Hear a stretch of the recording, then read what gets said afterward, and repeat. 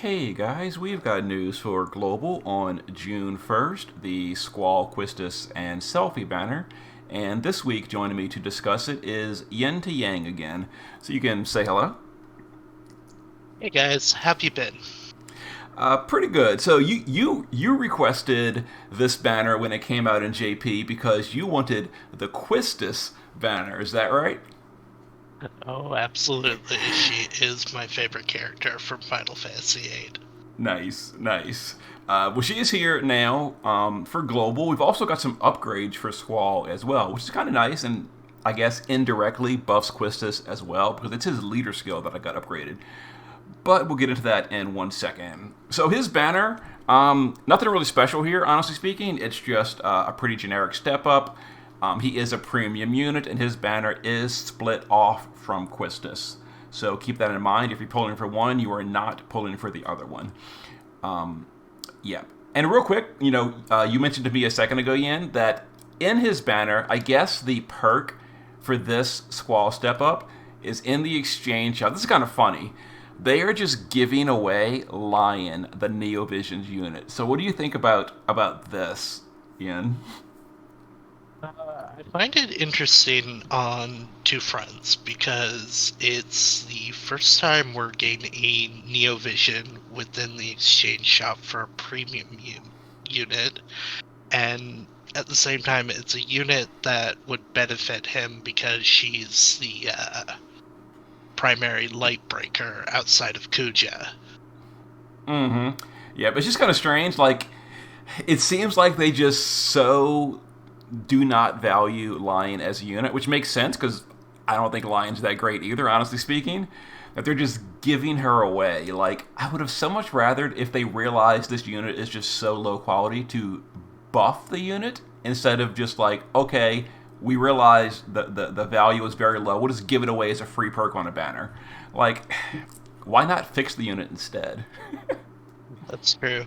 I'm also curious how much she's going to cost fragment wise or coin wise. Oh, that is a good point. They don't tell you, huh? So she could be between 1 coin, 20 coins. Who knows? Yeah, that's a good point.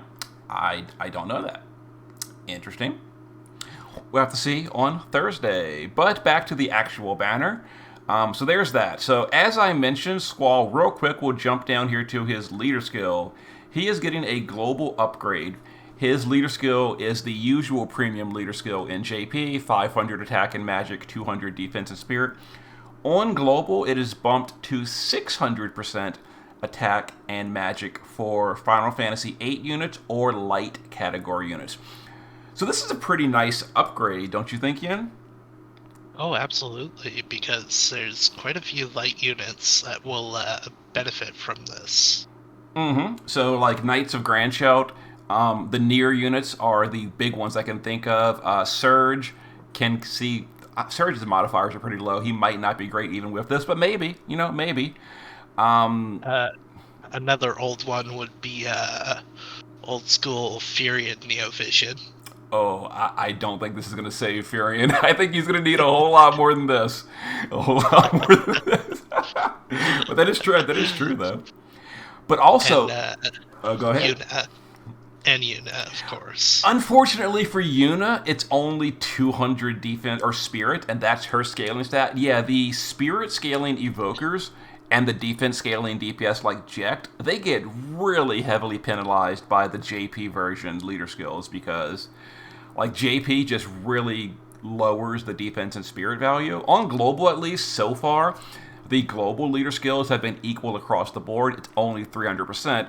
But at the very least, they recognize that things like, on global, Lilith, or I guess just Lilith for global for now, scale on other stats than just attack and magic, and they get equal treatment.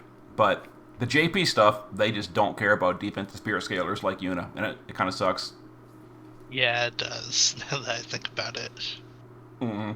And the other nice thing about this is Final Fantasy VIII. This is actually a really big buff to Irvine as well. So for those of you that did go for Irvine, well, he's now even stronger. Although keep in mind all the downsides I did mention about him, chaining frames, wrong element, stuff like that. But if you go for him and make him work, well, he's going to get even better if you go for Squall as well. So do you want to tell us about the unit himself a little bit, Ian? Yeah, so from my understanding, he's primarily an attacker unit with a focus on the light element. Uh, he's a finisher in the Brave Shift form, I believe. Triple absolute mirror up equity. His Yeah, LB. yeah, and if I remember correctly as well, he had several imbuable elements within his kit. Mm-hmm. Yep. Now his LB is non-elemental by default, which is really nice because things like Lastwell, Rain, Deoxys, etc., all of them are at least soft locked to an element partially. Squall is completely flexible on element. It is totally non-elemental.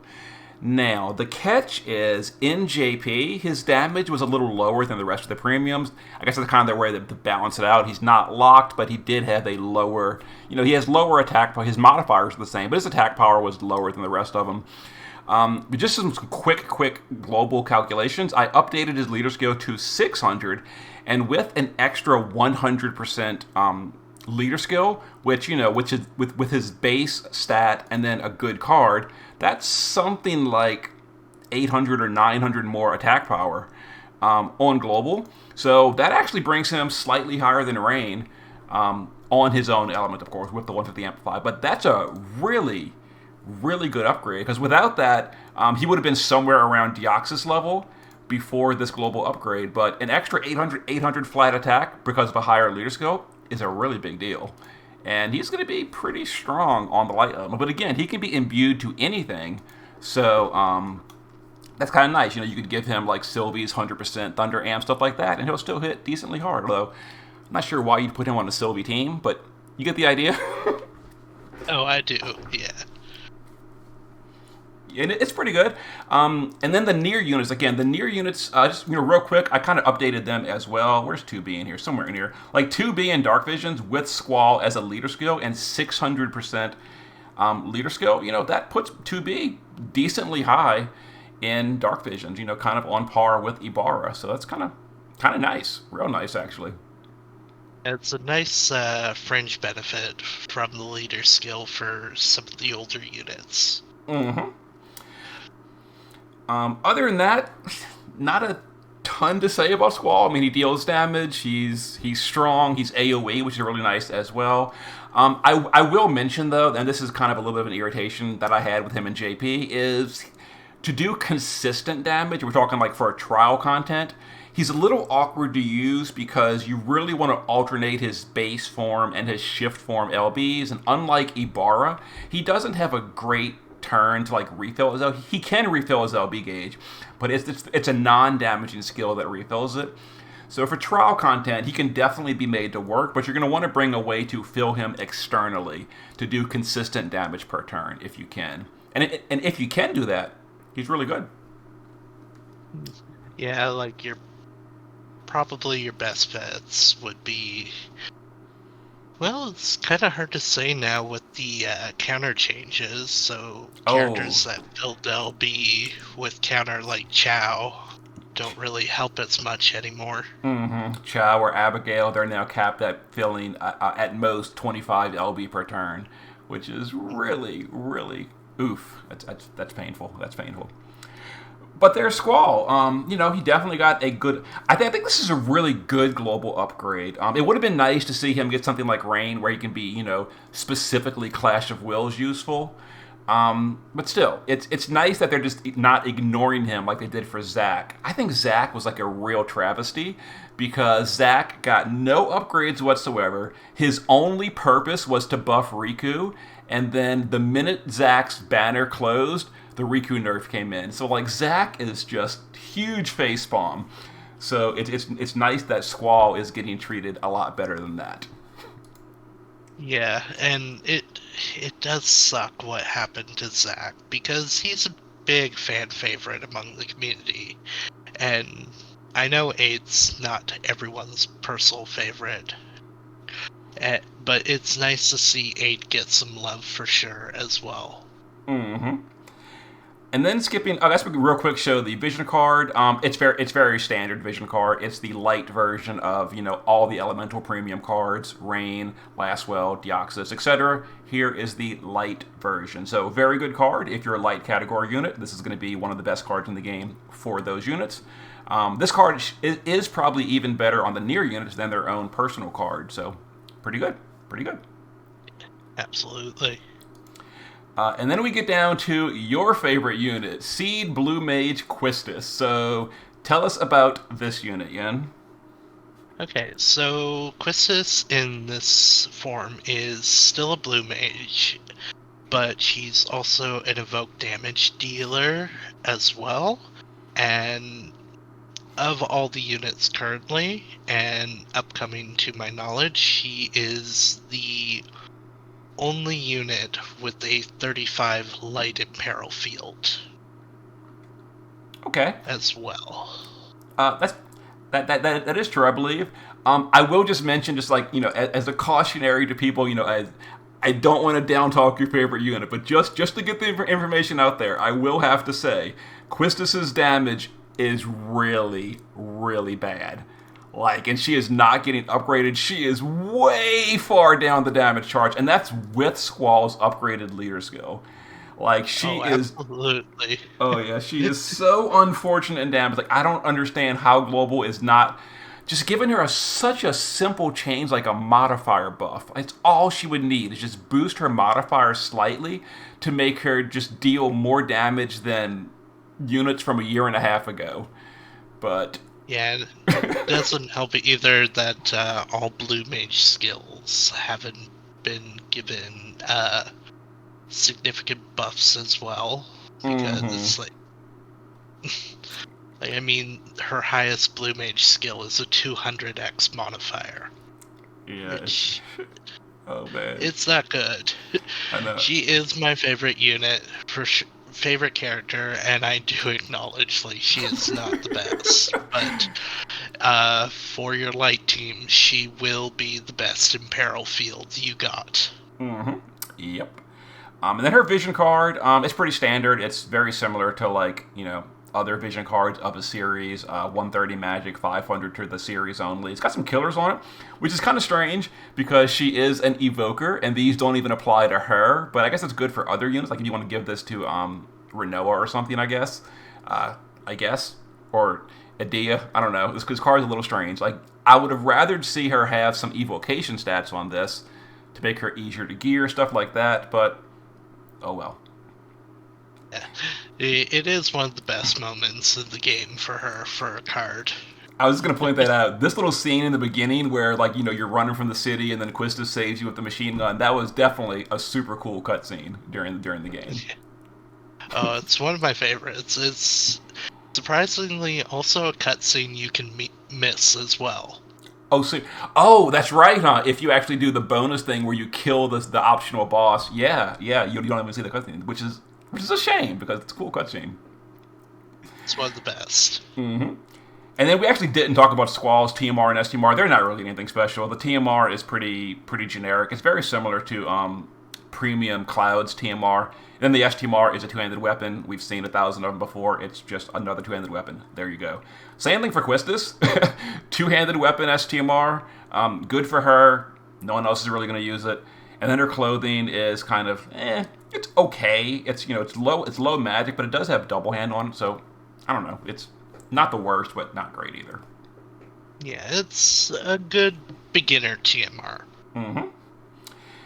And then we get the Chamber of Blue Magic. So this is, I guess, the first step in Global bringing back the if you miss this content, you can go back and get it type of stuff. This is kind of similar to the Vortex of Seals or whatever, where you can run old Crown stages. This is not the same thing, but it's the same concept, where if you missed previous Blue Magic stuff, you can run this and do it. Now, it sounds like Global is only adding this for Questus, which, I don't know, I'm kind of mixed. On the one hand, does it really matter if you missed, Queena's Blue Magic or Strago's Blue Magic, these 5 stars that literally never saw use? Not really. But just for collection's sake, it would be nice for them to have added all the blue mages like JP did, not just Questus, but Ye- maybe they'll add Yeah, the rest which later. I find it weird that it's just Quistis 2 when we've also had Neovision's Kimari, who was also a blue mage. Mm-hmm. Yep. Now, for those of you And that... like, Oh, go ahead. yeah, and the only blue magic you'd really care about to get from Quistis is White Wind, since it's a fractional HP and MP heal that can be quad casted. Mm-hmm. Pretty good.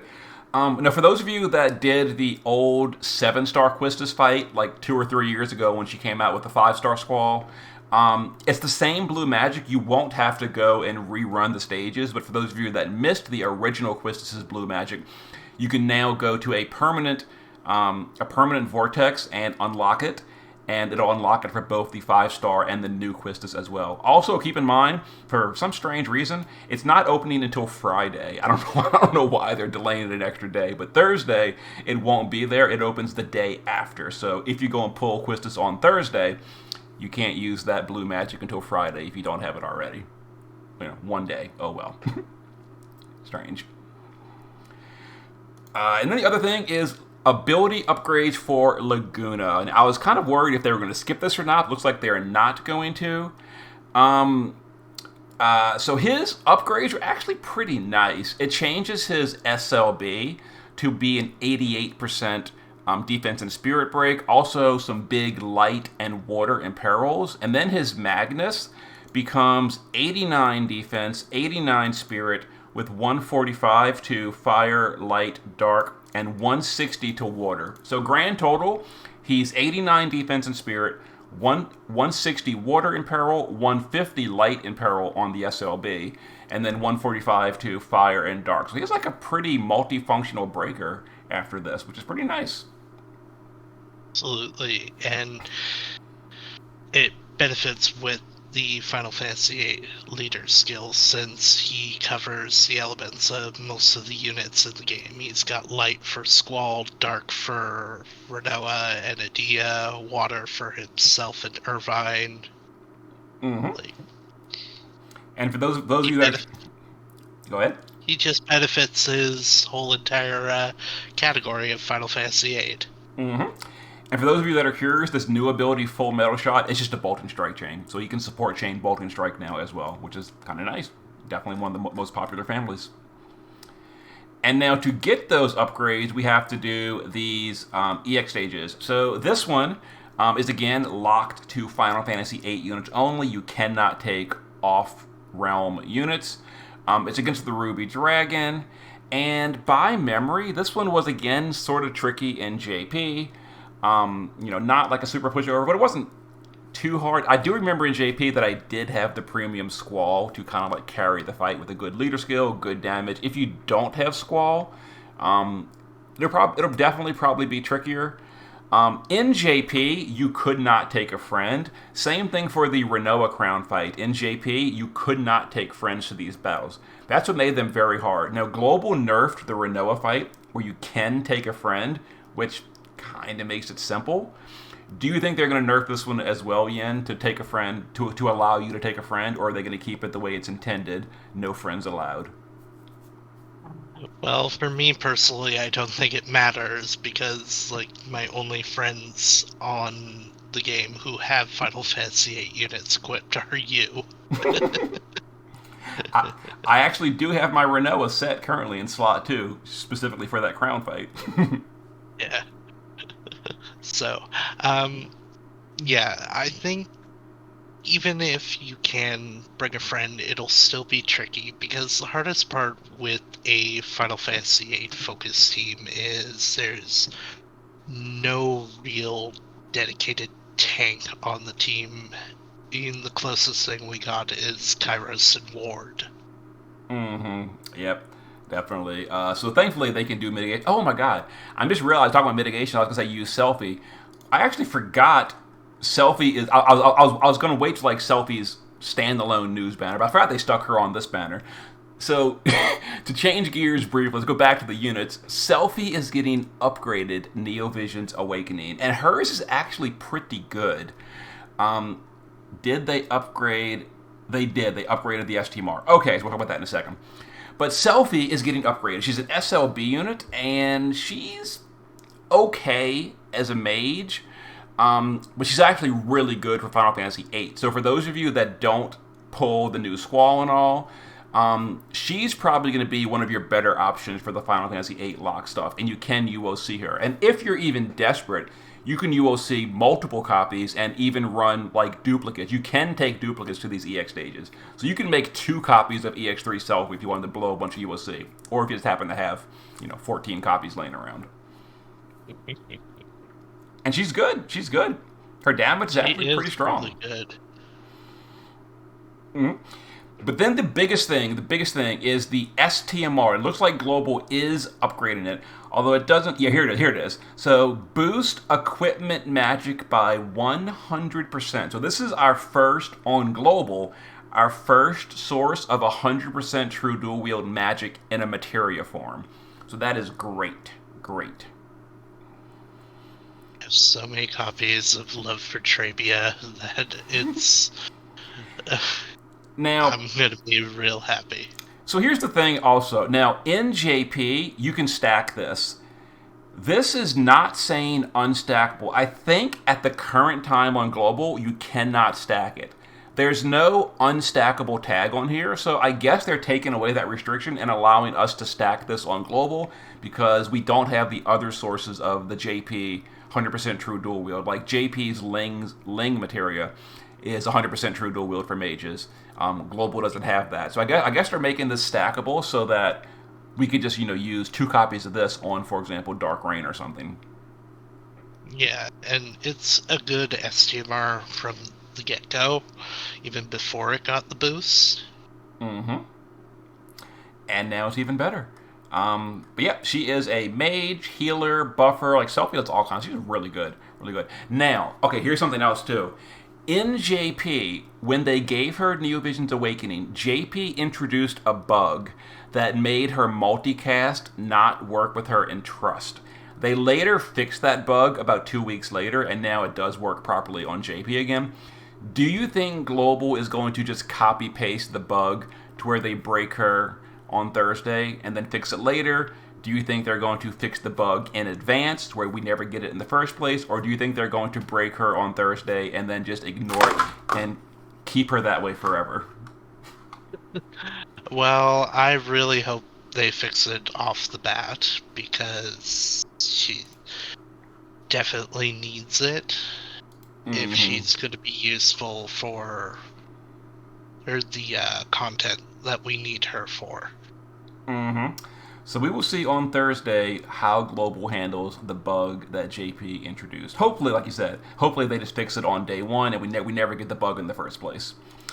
But anyway, back to the event stages. So the other one is the Minileg Pursuer, and this is actually by memory and exploration, where just like the game, the little spider mech thing chases you throughout the city of Dalit, and you fight him multiple times. I think this one was a relatively easy fight, and this one I don't think is locked to Final Fantasy VIII anyway, so you can take anything you want. So yeah, that one shouldn't be too bad for this one. And then the other thing is Vision World. Oh, and I should mention, by the way, there was a MOG King event or a MOG farming stage with this. It looks like we're not getting the farming stage. But people have said that last week, or the current week, I guess, the Irvine raid, all the special rewards that came from Squall's farm event were moved into the raid rewards. So that's the reason the raid rewards were giving you 3,500 lapis as the final milestone, way more tickets than usual, etc. So it seems like they're cutting the farm event and they just gave us all the rewards this week instead. How do you feel about that, Yin? Now that I realize that that's probably the reasoning behind it, I don't know, I'm in a weird spot because I have all the rewards now, but at the same time I would have loved to do the event because it's just, for me, it's just more Final Fantasy VIII content to enjoy within the game. I guess technically speaking, that is true, but I would personally say for me, I'm fine with this, honestly, because the rewards were all given to us. So the only thing we're missing, literally, is killing that stupid iguana boss, turn 1 OTK, farm it. How many runs does it take to get to like 100,000 event points? Like 45 runs. So you just run that 45 times, kill it. It's not exciting. It's like one of the worst contents in the game. I think the farming events are literally the worst content in Brave Exvius.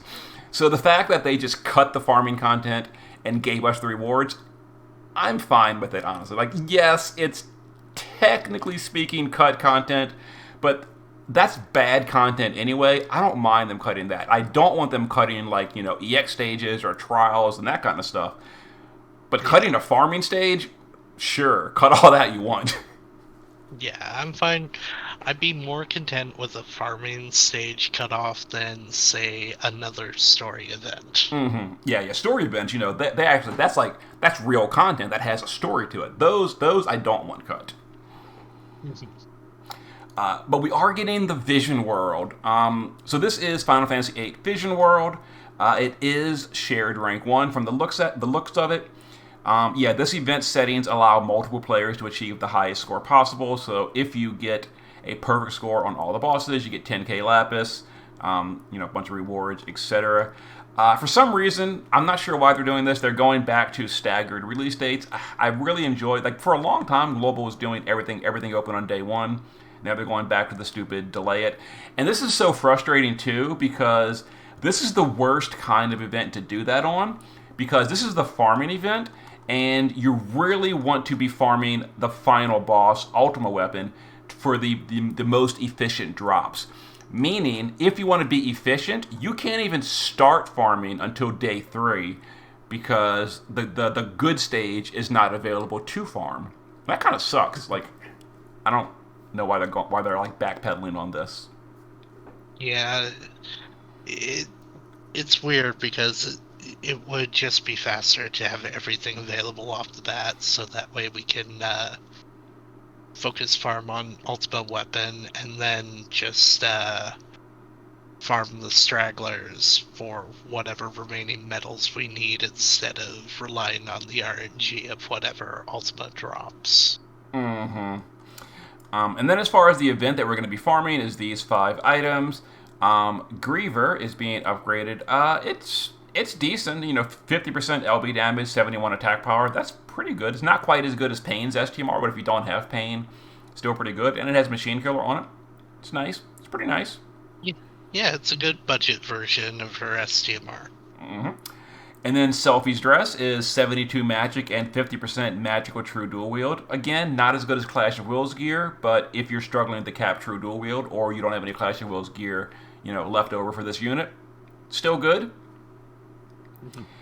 And then this one is kind of funny considering the recent changes. Cypher's Coat is making a rerun. If you don't have the original, people would always say in my videos, I don't have Cypher's Coat, what do I replace it with? Well, there's nothing in that slot. It's coming back, but unfortunately, counters are now nerfed, so it's not nearly as good as it was, in the past. But it is back. I mean, the HP bump is actually nice, given it would have been helpful on tanks who do counter proc a lot. Mm-hmm. And then this one is the double hand version of the other coat. 68 magic, 50% double hand, a few immunities, decent. And then this hat becomes decent. 50 attack power with the gun and 50% true double hand with 64 attack power. It's like a better version of the Bombardier's Bicorn we got a while back for double hand. So it's nice. And then this materia is kind of whatever, 40% magic and spirit, 50 evocation, and 25 LP damage. I mean, it's not bad, but it's whatever. It's a good budget materia for Quistis herself because she relies on evo damage and magic and spirit stats. Mm-hmm. And the majority of her main bursting damage is her SLB, so. Yep. Yeah.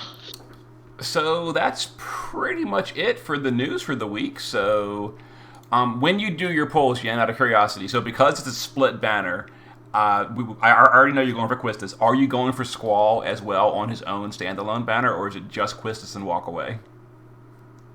Uh, I'm really debating hard right now because I know I don't have enough to go for both banners on Lapis, and I mean, with the anniversary next month, I really should be saving up my Lapis. But at the same time, I really do want my best girl. Makes sense. So I will see what happens for sure. Like, maybe I'll get lucky with some off banner tickets or with just my regular tickets. All right. Well, I definitely hope you get him. For me personally, I am probably not pulling for Squall. Like his upgrades are great. He's really good. He makes Nier better. He's a strong unit. But for me, like you just mentioned, the anniversary right around the corner. I think I'm gonna pass on him. The Vision World is shared. We don't know what Global is gonna tune it as. Maybe it's an easy rank one. Maybe only like the top 5% of players can actually hit rank one. We'll have to see on Thursday, depending on what Global does based on the JP version. But we'll see. So I'll have videos for all this on Thursday. Thanks again for joining me. Always happy to be here. All right. See you guys then. Later. Ciao, mi amici.